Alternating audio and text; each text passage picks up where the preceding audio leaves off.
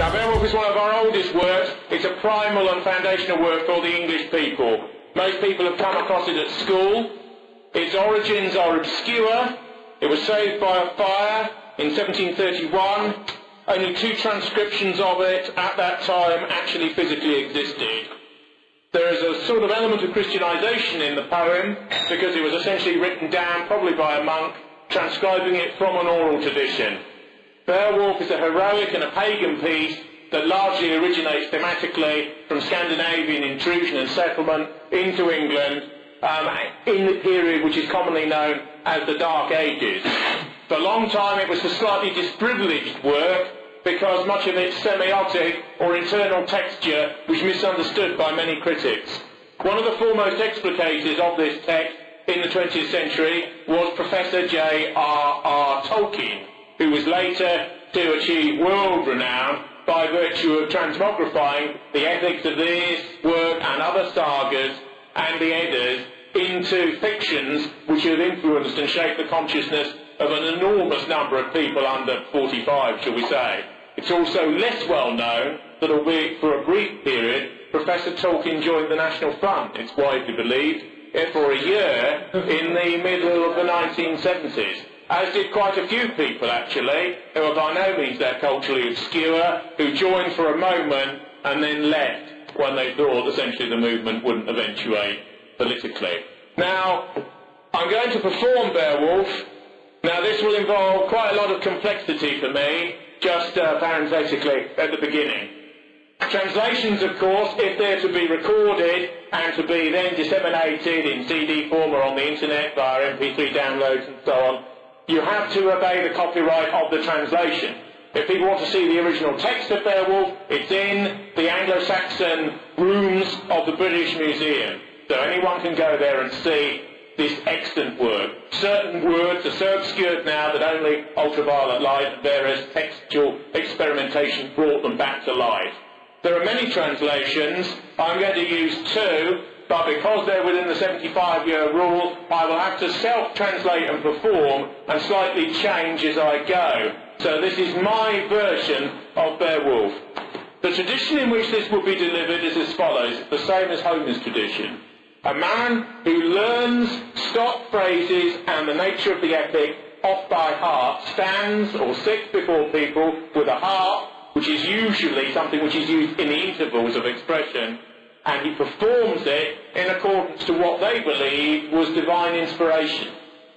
And this, which I've got on, is an Odinic symbol.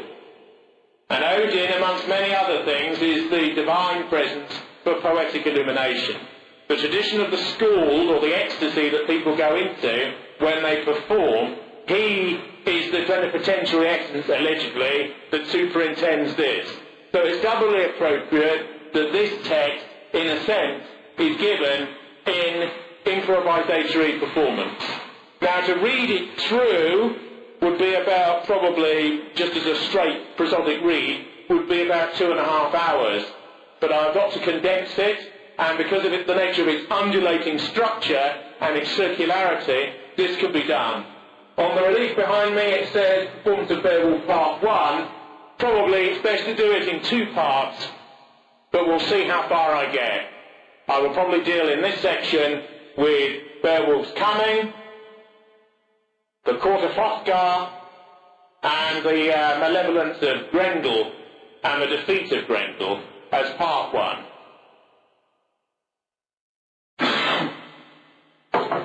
I shall be using this purely because I need to see the language very quickly in order to perform it in the way that I want. Beowulf. Prologue. Hear me now, brethren.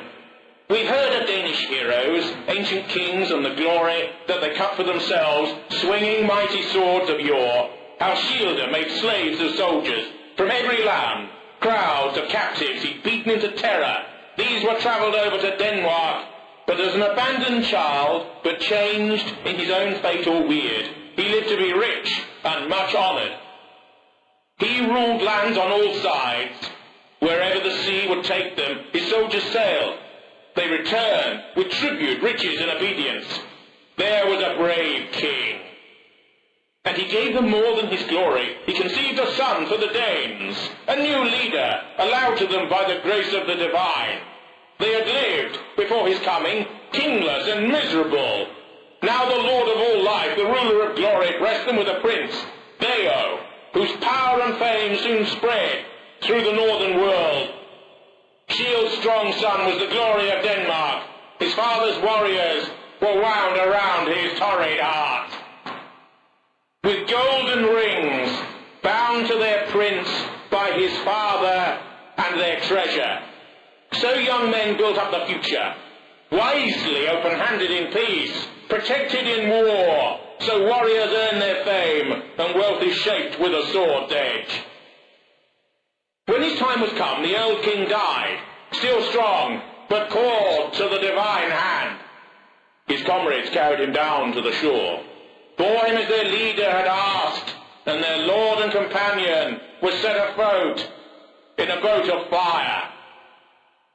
Shield's reign had been long. He'd ruled them well. There in the harbour was a ring-proud fighting ship, his timbers icy, waiting, and there they brought their beloved body, of their grieving king, of their ring-giving lord, and laid him near the mast.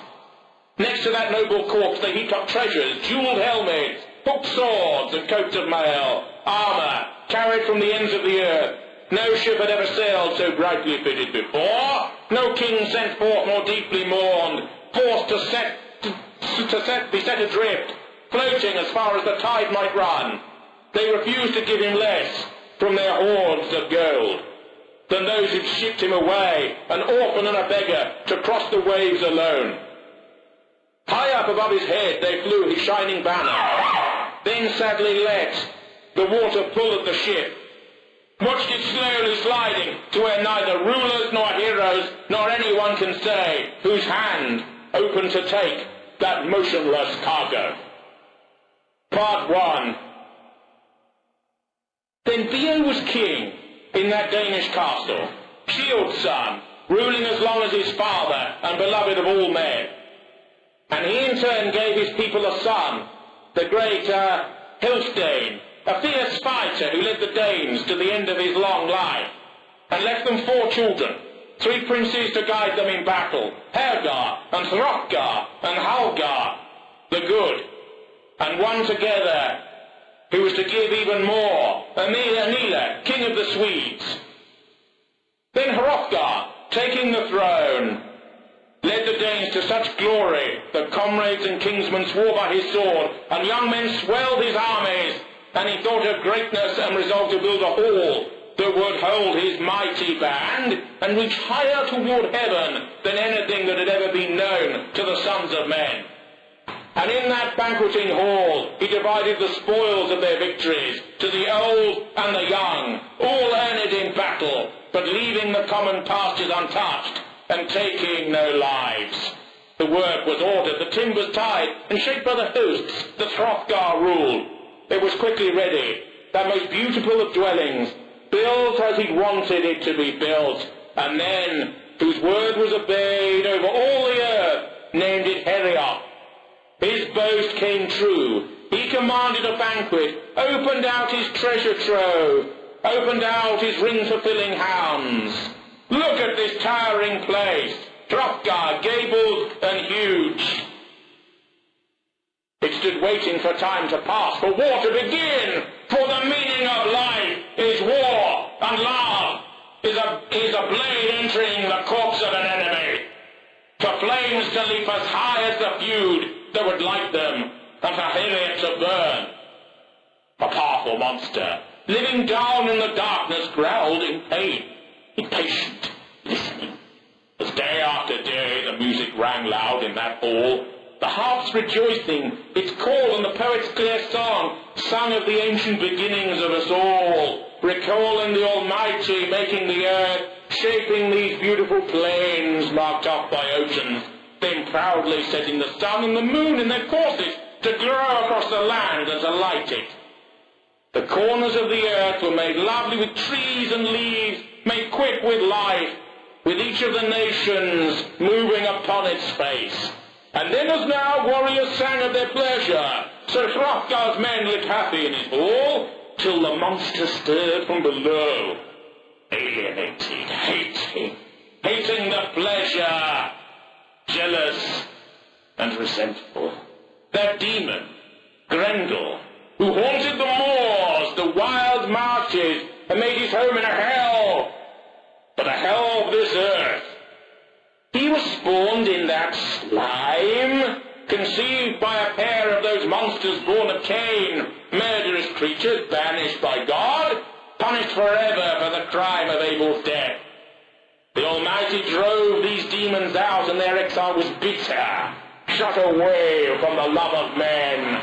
They split into 1,000 forms of evil spirits, and fiends, goblins, monsters, and giants, a brood forever opposing the Lord's will, and again defeated by the swords of men.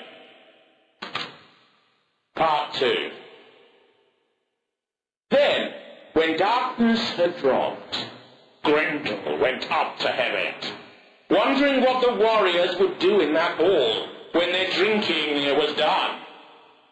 He found them sprawled in sleep, suspecting nothing, their dreams undisturbed and quiet.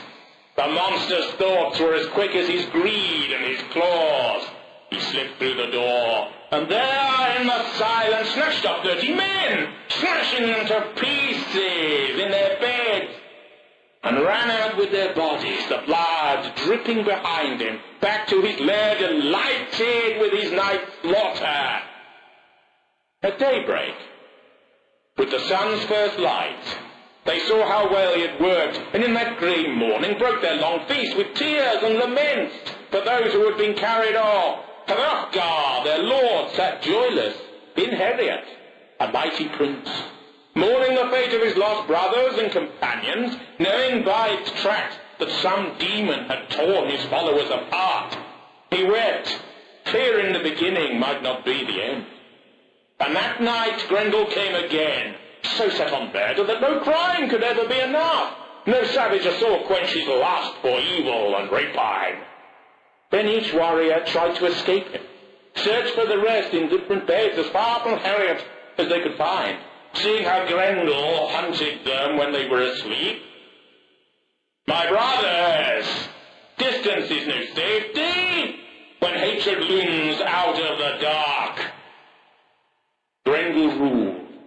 He fought with the righteous, won against many, and he won again and again. So Heriot stood empty and stayed deserted for years, 12 winters of grief, for Hrothgar, king of the Danes.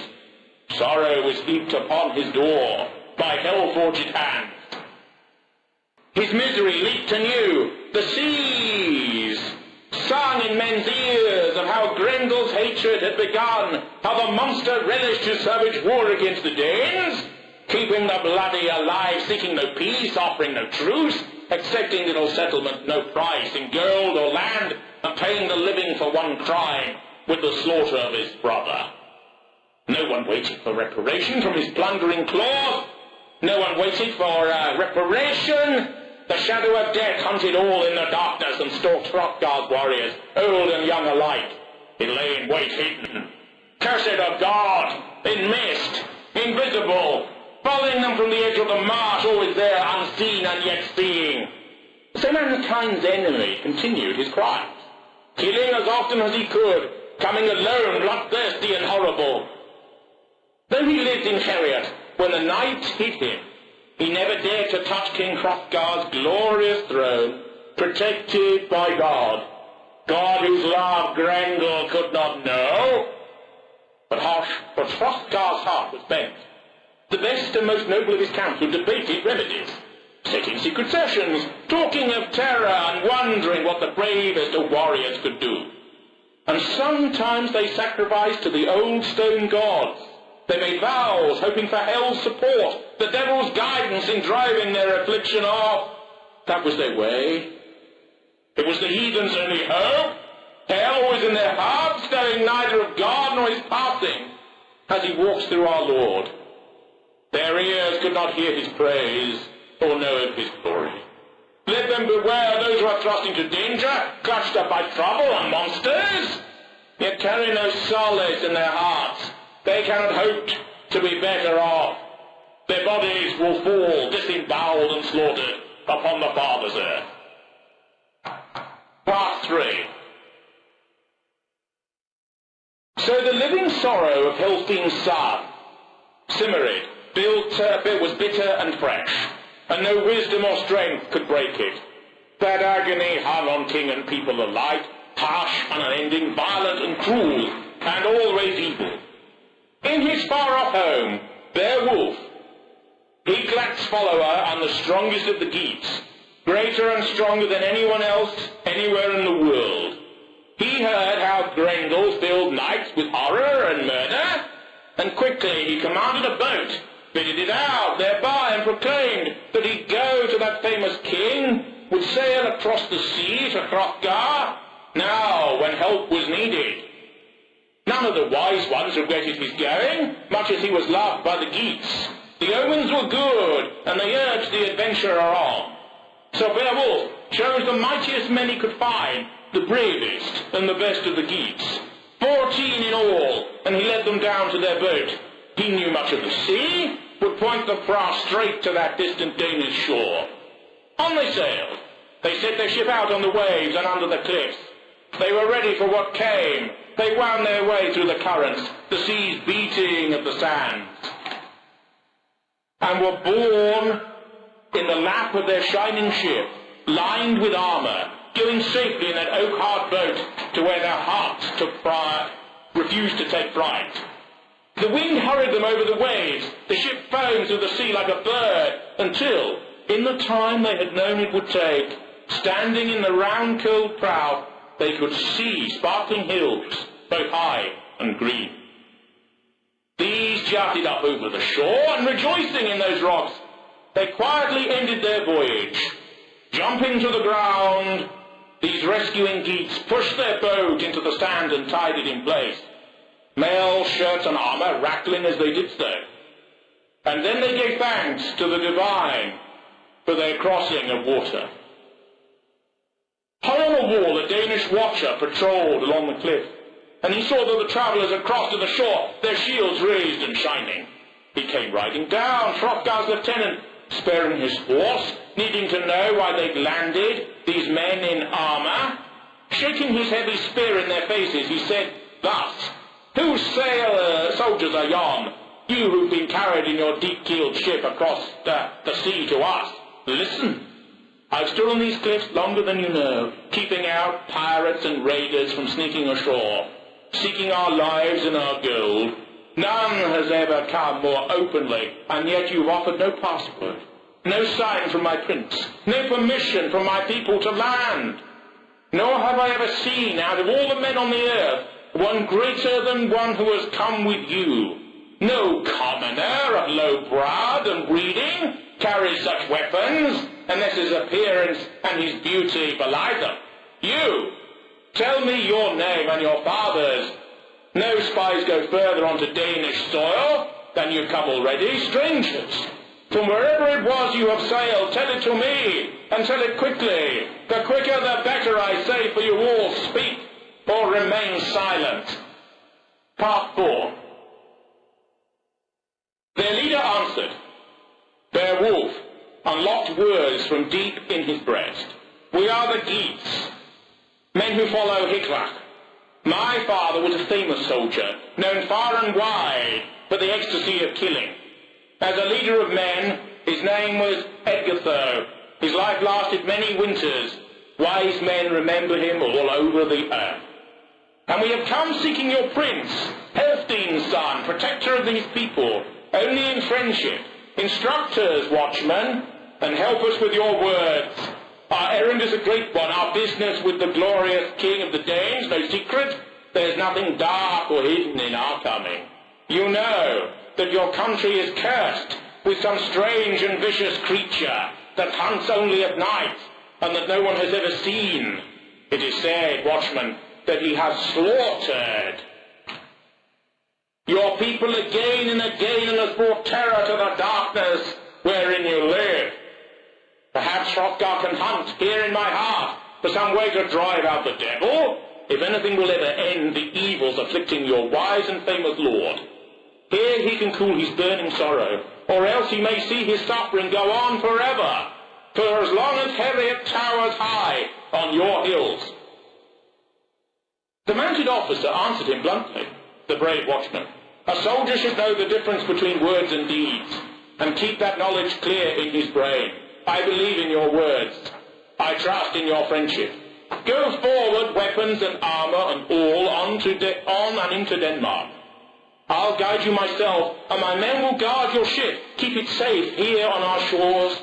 Your fresh-tart boat will watch it well, until that curving prow carries across the sea to deep land a chosen warrior, who bravely does battle with the creature that haunts our people, who comes in darkness. They moved off. Their boat lay moored, tied tight to its anchor. Glittering at the top of their golden helmets were wild boar heads, shining decorations swinging as they marched along, erect like guards or sentinels, as if they were ready for the fight. They marched Beowulf and his men and their guide until they could see the gables of Heriot, covered with hammered gold and glowing in the sun. Its half majestic, glittering, visible across the land. Their guide reined in his horse, pointing to the hall built by Hrothgar, the best and bravest of his folk. The path was plain. They could see their way, and then he spoke. Now I must leave you. May the Lord our God protect you. The sea is my job, keeping the coast free of invaders. I must go back. 5. The path he'd been shown was paved, cobbled, like a Roman road. They arrived with their mail shirts glittering and silver shining in the sun, clanking an iron song as they came. They were weary, but happy, battle-hardened, shields in rows along the wall, and then they stretched themselves on Heriot's benches. Their armour rang, their ashwood spears stood in a line, grey-tipped and straight. The Geats' gear was honoured for war. A Danish warrior asked who they were, their names and their lineage. Where have you carried these gold-carved shields from, these silvery shirts and helmets, and those spears that are set out in long lines, arrayed for battle? I am Hrothgar's herald and captain. Strangers have come here before, but never so freely, so bold, and you coming up so proud in your exile. Not poverty-stricken, or seeking solace, but your heart-high courage has brought you to Hrothgar. He was answered by a famous soldier, the Geats' proud prince, Beowulf, that prince among men. We follow Hicklac. We wish to break bread at his side. I am Beowulf. My errand is for Healfdene's great son to hear your glorious lord. If he chooses to receive us, we will greet him. We will salute the chief of the Danes and speak out our message clear. Wulfgar replied, a prince born to the Swedes, famous for both strength and wisdom. Our warm-hearted lord will be told of your coming. I shall tell our king, our giver of bright rings, and we will hurry back for his word and speak it here however he answers your request. He went quickly to where Hrothgar sat, grey and old, wizened and broken by the experience of Grendel, and knowing the custom of that court, walked straight up to the king and stood waiting to be heard. There are Geats who have come sailing the open ocean to our landlord. They have come over in the high waves. They are led by a warrior called Beowulf. They wait on your word, being messages for your ears alone. My lord, grant them a gracious answer. See them and hear what they've come for. Their weapons and armour are nobly worked. These men are no beggars. And Beowulf, their prince, who showed them the way to our shores, is a mighty warrior, powerful, courageous, and wise. Truly he walks with God. 6. The Danes' high prince and protector answered, I knew Beowulf as a boy.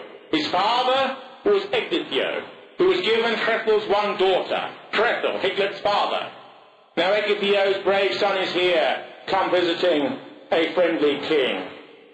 Tell them too how welcome they are in our war against Grendel.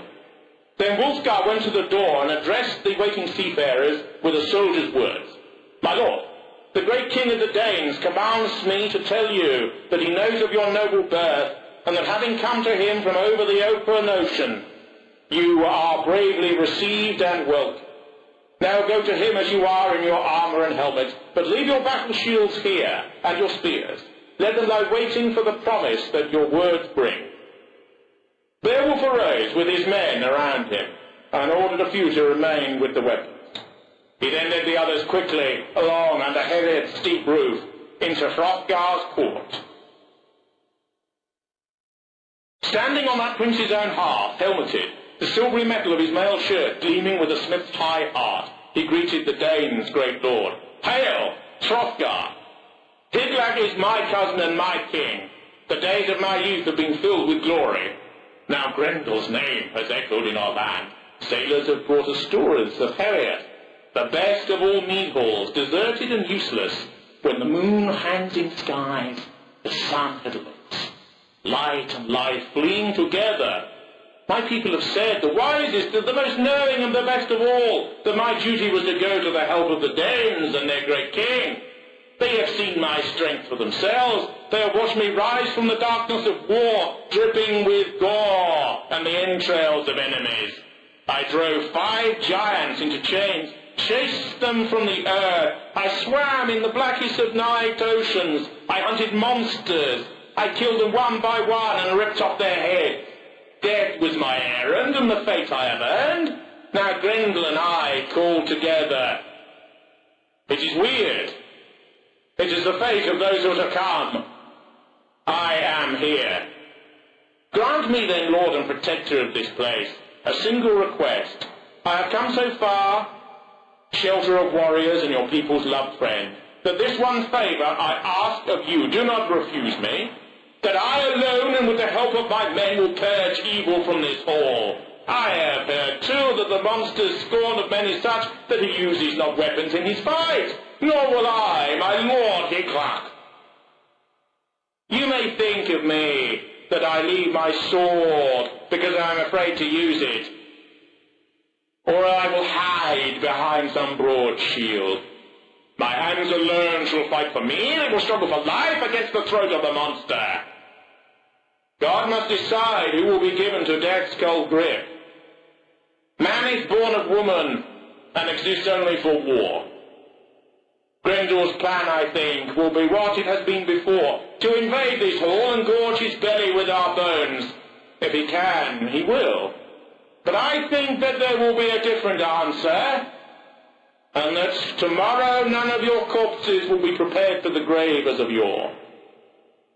Grendel wishes to carry our bloody flesh back to the moors, crunch on our bones and smear torn scraps of skin and blood and scalp and brains upon the walls of his den, unbeloved of God. No, I expect no Danes will fret about sewing our shrouds if he wins. But if death takes me, friendly lord, send the hammered mail of my armour to Hygelac. Return the inheritance I have had from Hrethel, and he from Wayland. Fate will unwind as it must. Fate will decide. Blood is honour and fury. 7. Hrothgar replied, Protector of the Danes. Beowulf, you come to us in friendship, and because of the reception your father found at our court, Edgithio has begun a bitter feud, killing Haflaf, a wolfling warrior, your father's countryman.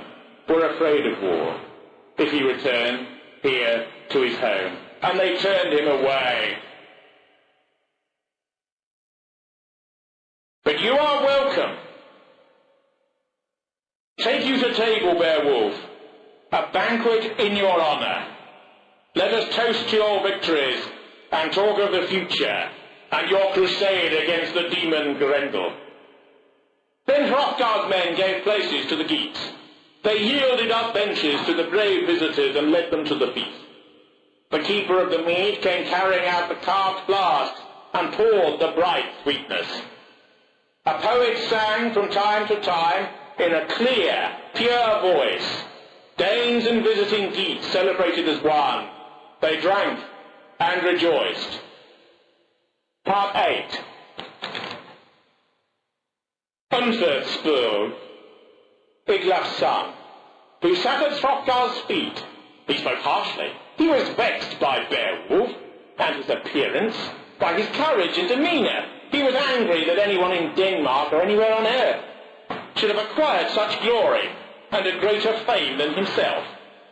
"You're Beowulf," he said, "I the same boastful fool who fought a swimming match with Brecca, both of you daring and young and proud, exploring the deepest waters and seas, risking your lives for the toss of a coin, and bereft of all danger and hurt. All older and wiser heads warned you, not one. No, not one could check your pride. With Brecca at your side, you swam along the sea path, your swift-moving hands pulling you over the ocean's face. Then winter churned through the water, the waves ran you as they will, and you struggled 7 long nights to survive and live. At the end, victory was his, not yours. The sea carried him close to his home, to southern Norway, near the land of the Brondings, where he ruled and was loved. You've been lucky in your battles, Beowulf, but I think your luck will change when you challenge Grendel. Staying a whole night through in this hall, waiting where that fiercest of demons can devour and eat you up from the head down?" Beowulf listened in silence. Then he responded, "Answer, my friend. Your face is hot with ale, and your tongue has tried to tell us about Brecca's doings. But the truth is simple. No one man swims in the sea as I can. No strength is a match for mine in this hand. As boys, Brecca and I had known and boasted. We were both young and did not know any better. We risked our lives in the sea. Each of us carried a naked sword, prepared for whales or the swift, sharp teeth and beaks of needlefish. He could never leave me behind or swim faster than Beowulf. Across the waves, across the ocean, we both took our chances and remained there for 5 long nights, until a flood swept us apart. The frozen sea surged around me, it grew dark. The wind turned bitter and blew up from the north, and the waves were savage. Creatures who sleep deep in the sea were stirring into life, and the iron-hammered links of my shirt, these shining bits of metal woven across me, saved me again and again from the teeth. A monster seized me, drew me swiftly down towards the bottom, swimming with its claws tight in my flesh. But fate let me find its heart with my sword. God delivers those he has chosen. I hacked myself free. I fought this beast, and I left it floating lifeless in the sea." 9. Other monsters crowded around me, continually attacking. I treated them to the pointed offering of my sword. But the feast, I think, did not feed them, did not please them. Their evil bellies were not banquet rich with food. They thrashed at the bottom of the sea after I had finished with them. Afterwards, sailors could cross that sea road and feel no fear, because Beowulf had been there before. Then God's bright beacons appeared in the east. The water lay still, and at last I could see the land. It was windswept, with cliff walls at the edge of its coast. Fate and the weird save those who live through struggle and drive away death by themselves. All are alone, all are with God. Lucky or not, 9 was the number of sea-huge monsters I've killed. What man, anywhere under the arch of heaven, has fought in such darkness, endured more misery, or been harder pressed? Did I survive? The fierce, swift-flowing waters swept me along into Finnish land. I've heard no tales of you, unfor, telling of your clashes with terror. Such contests in the night, Brecca's battles were never so bold. Neither he nor you can match me, and I mean no boast.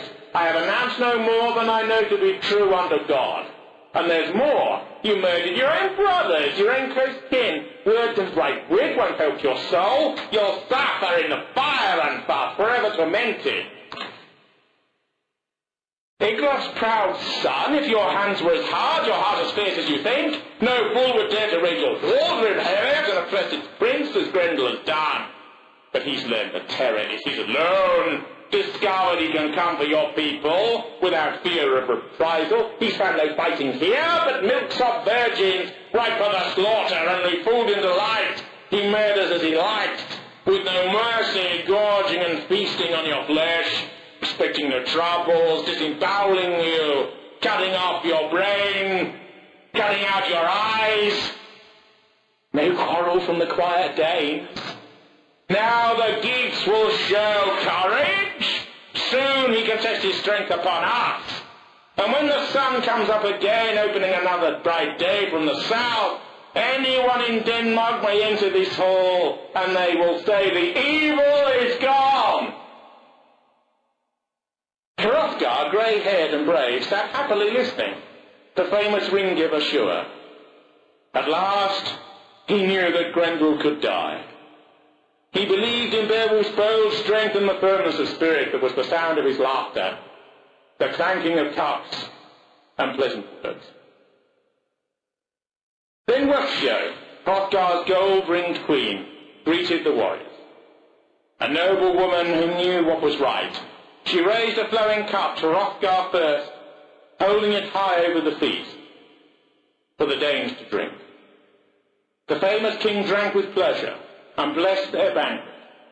Then Wealhtheow went from warrior to warrior, pouring a portion from the jewelled car for each, till the bracelet-wearing queen had carried the mead cup among them, and it was Beowulf's turn to be served. She saluted the Geats' great prince, thanks be to God, for answering her prayers, for allowing her hands the happy duty of offering mead to a hero who would help her afflicted folk. He drank what she poured, Egitheo's brave son, then assured the Danish queen that his heart was firm and his hands resolved for bloody business. When we crossed the sea, my comrades and I already knew my purpose was this: to win the goodwill of a people or to die in battle pressed in the fierce grip of Grendel. Let me live in greatness and courage, or here in this hall welcome my death. Those who do not fight are vermin and low. Courage is honour, and battle life's meaning. Wealhtheow was pleased with his words, his bright-tongued boasts. She carried them back to her lord, and walked nobly across to his side. Hours passed and the feast went on, laughter and music, and the brave words of warriors celebrating their delight. Then the old man Hrothgar rose, Helstein's son, heavy with sleep, as soon as the sun had gone. He knew that Grendel would come to Herod, would visit that hall. When night had covered the earth with its black net and the shapes of darkness rear up, they are silent and creeping and cunning. Hrothgar's warriors rose with him. He went to Beowulf and embraced the Geats' brave prince like a son, and wished him well, and that Herod would be eventually cleansed from his tormentor. He declared, "No one strange to this land has ever been granted what I've given you. No one in all the years of my rule, making the best of mead halls, has kept it free of the evil, or was fought with glory in their heart, like you intend. Purge, Herod, and your ship will sail home with its treasure hold bursting and full. This I promise to you." 10. Then Hrothgar left the hall, the Danes' great protector, followed by his court, the queen, and all others. It was said that God himself had sent a sentinel in Heliot. He had brought Beowulf as a guard against Grendel and a shield behind which the king could rest. Beowulf was ready, firm with courage and ardour. He stripped off his mail shirt, his helmet and sword, hammered from the hardest iron, and handed his weapons over to a slave. He ordered his war gear guarded till morning, and then standing beside a bed, he exclaimed, "Grendel is no braver, no stronger than I am. I could kill him with my sword. I shall not. It will be too easy. This fiend is a bold and famous fighter, but his claws and his teeth will scratch at my shield. His clumsy fist will beat at the sword, and he would be helpless. I will meet him hand to hand. Man to monster, unless his heart fails him, seeing a soldier waiting, weaponless, unafraid. For I have the courage of God, for I walk in the light, for I have the strength. His wisdom extends his hand where he wills, and reward who he chooses. Then the Geat's great chief dropped his head to his pillow, and around him, as ready as they could be, lay the soldiers of his retinue. Many thought secretly that they were lost. They would never see the home they had loved. They would never look again at the high-walled towns and towers of friends. Each thought of the Danes murdered by Grendel, down in a gulf, their eyes and tongues shredded in the innards of the beast. But God's dread loom was woven with defeat for the monster, and good fortune for the Geats, for help against Grendel was theirs, and was the provender of those who walked in light. Through the might of a single man they could win, who doubts? But the divine in his wisdom provides strength and honour to those who have courage and dare. Out in the darkness the monster began to walk. He gibbered. He frothed at the mouth. The warriors slept in that gabled hall, where they hoped that he would keep them safe from all evil and pain, and that he would guard them from death till the end of their days, so that no thread should be broken. But Beowulf lay awake, watching, waiting, eager to meet his enemy, and angry at the thought of an instant's delay. 11. Out from the marsh, from the foot of misty hills and bogs, and steaming fishes in the air, bearing the hatred of men and of God, came Grendel, hoping to kill anyone who could trap on his trip to Heliot. He moved quickly through the cloudy night up from his swamplands, gliding silently towards that golden misted hall. He had visited Hrothgar's home before, he knew it well, but never before had he found in Heliot defended so firmly, his reception so harsh and bitter. He journeyed forever joyless straight to the door and snapped it open, tore its iron fasteners with a touch, and threw it upon the ground, rushed upon the men greedily. He strode quickly across the inlaid floor, snarling, fierce, maddened, in an ecstasy of hate and revenge. His eyes gleamed in the darkness and burned with a gruesome light. Then he stopped, seeing the hall crowded with warriors, stuffed with the rows of young meat. His heart laughed and leaped in his breast. He raised the sight, intending to tear the life from those bodies and throats. By morning, the monster's mind was hot with the thought of food and feasting for his belly. But fate that night intended Grendel to gnaw the broken bones of his last human supper. Human eyes were watching his evil steps, waiting to see his swift, hard claws. Grendel snatched at the first heap. He came to, ripped him apart, disemboweled him, cut his body into bits with powerful jaws, drank down the blood, and bolted it down, hands and feet, straight down the throat. Death in Grendel's great teeth came together, snapping his life shut. He belched. Then he stepped to another body, clutched a Beowulf with his claws, grasped the strong-hearted, wakeful sleeper. Instantly he was seized himself by claws that were bent back, and that leant on one arm. That shepherd of evil, the guardian of extremes, the custodian of crime, knew at once that nowhere on earth, nowhere in the universe had he met a man whose hands were harder. His mind was flooded with fear and loathing. But nothing could take his talons and himself from that tight grip. Grendel's one thought was to get away. He must get away from Beowulf. He must flee back to the swamps and the bogs and the marshland and hide there, deep in the sulphur and down in the pit where he alone knew the wisdom of hate. But this was different. Heliot. The hall had been emptied, but Hiclac's followers remembered his final boast, and standing erect stopped the monster's flight. He fastened those claws in his fist until they cracked, He clutched Grendel closer. The infamous killer fought for his freedom, yearning and panting, wanting no flesh, but only retrieved. He desired nothing but escape. His claws had been caught. He was trapped. That trip to Heorot was a miserable journey for a writhing fiend. The high hall rang, its roof board swayed, and Danes shook with terror. Down the aisles the battle swept, angry and wild. Chariot trembled, wonderfully built, to withstand the blows. The struggling great bodies writhed on the floor. They beat at its beautiful walls. They were shaped and fastened with iron.